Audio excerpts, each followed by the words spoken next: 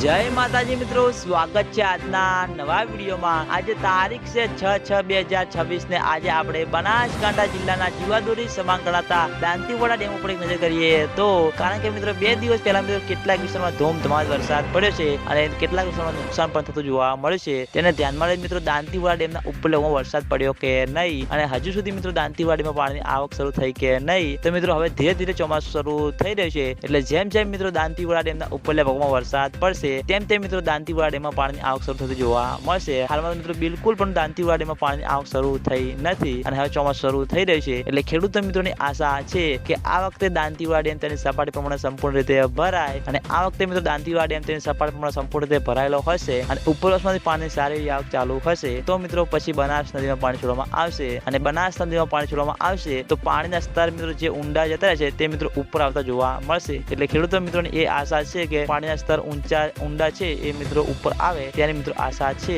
અને આજના વિડીયોમાં આટલું હતું। તમે બધા અમારી ચેનલ ઉપર નવા હોય તો વિડીયોને લાઈક કરી દેજો, કોમેન્ટ કરી દેજો અને ચેનલને સબસ્ક્રાઇબ પણ કરી દેજો। તો મિત્રો જય માતાજી।